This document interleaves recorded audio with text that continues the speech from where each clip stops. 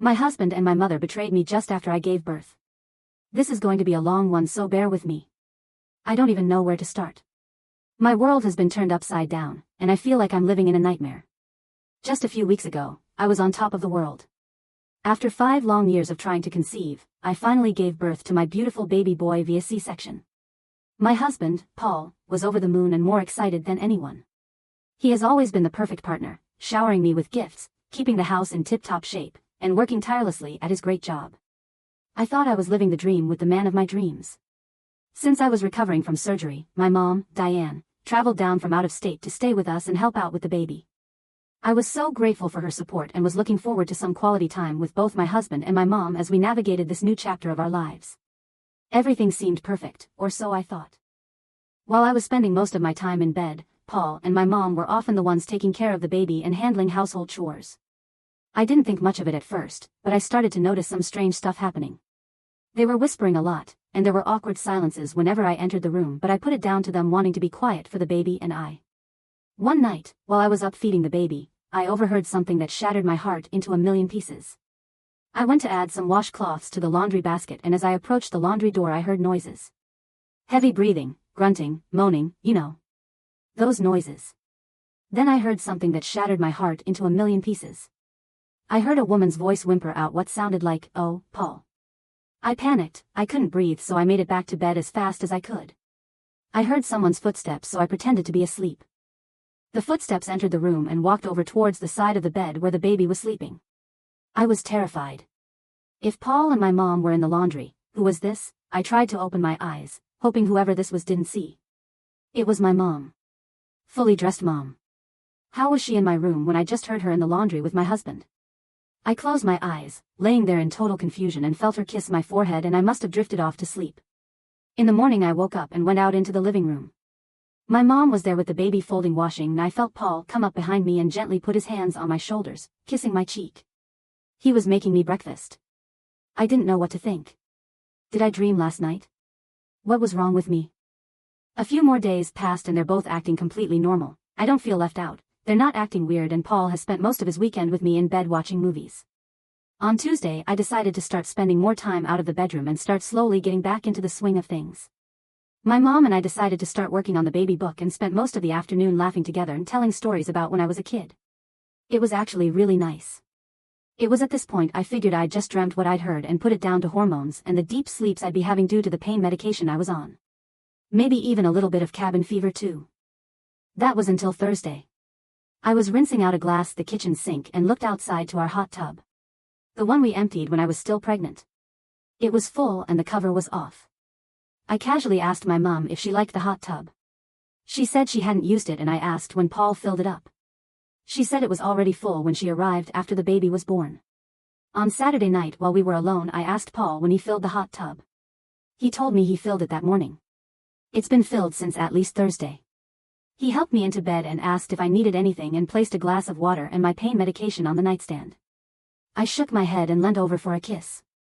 He kissed me back and told me he loved me and that he would come and check on me soon. At some point in the night I woke up to the baby coughing. As I was trying to help the baby I heard whispering. I walked over to the door to try and see if I could hear any clearer. I couldn't make out much of anything but could hear that it was Paul and my mom. As I made my way back to bed I heard a giggle and whispering from a third voice. This sent shivers down my spine. Who was this? I heard footsteps coming towards the front door, so I quickly got back into bed. The guest room I had been staying in was downstairs, so I didn't have to walk upstairs while in recovery and is close to front door. The window from my room has a clear view of the front door, so when I heard the front door open I got up and peeked outside through the blinds. I saw my mum step out and then my heart skipped a beat. A lady, about the same age as my mother, stepped out. As she turned around to face the house I realized it was one of my mother's best friends. What was she even doing in town? In this state? Tina was smiling and giggling. The same type of giggle I'd been hearing. She reached out, shook what I think was Paul's hand and said, "Thanks for that. I hope it heals you on your journey into this part of life." I then watched my mom walk her to her car and say goodbye. I got back into bed and just laid there, eyes wide open. What the hell just happened? Part 3. Overnight my son's coughing continued, so by morning we had decided to take him to the emergency room. We ended up having to admit him due to a respiratory virus. By this stage he was 2 weeks old. I decided to stay overnight with him, so I had met my mom and Paul in the waiting room to grab a bag of our things and to fill out some paperwork. As I was searching through my bag for information, I glanced up and saw my mom hand a small piece of paper to Paul. The way she handed it was quick, like she didn't want me seeing. She walked over to me for a hug and told me she was going shopping to find anything that might make me more comfortable. She said goodbye and left. Paul walked me back to the baby's room and helped me set up. There was a small mirror in the bathroom off the side where I went to set up a few things, and I could see him grab the piece of paper out of his pocket and read it. A nurse came in to check the baby, and I watched as he quickly shoved the paper back into his pocket, but as he pulled his hand back out, the paper came with it and fell onto the floor. I came back into the room and stood on it, then kicked it under the bed when he went over to the baby. He was so worried and asked if he should stay with us, even just to help me out since I was still recovering. But he had work the next day, so I assured him I'd be fine and I'd call him if anything changed. He stayed for as long as he could, went and got dinner for us, and left around midnight. After he left, I got up and grabbed the piece of paper from under the bed. As I read it, I felt sick. All it said was, Helena, 1:30 a.m. Who was Helena? I stayed with my son for 2 nights and then he was released to go back home. Paul had visited any chance he got and made sure I ate and got some sleep when he came after work. I could tell he was really worried and felt guilty for leaving me there in the condition I was in. But I needed to be with my baby. There's no way I was leaving his side. When we finally got home, my mother had set up an area in the lounge room for the baby's things next to an armchair. She was hoping it would make me feel a little better being out of the bedroom.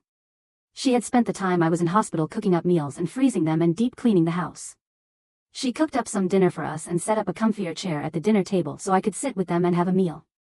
After dinner, Paul asked if I'd like to go to bed early for some much-needed rest, and he would take the baby for the night. Even with everything going through my head, I accepted. I needed it. My body was broken and I just needed to forget what was worrying me for a bit and rest. He helped me to bed early and I took my pain medication and fell into the nicest sleep. I was in heaven until about 2 a.m. when I woke up. I was thirsty, so I managed my way to the kitchen to grab a drink. The whole house was quiet as dark. It felt nice to be alone in my own house.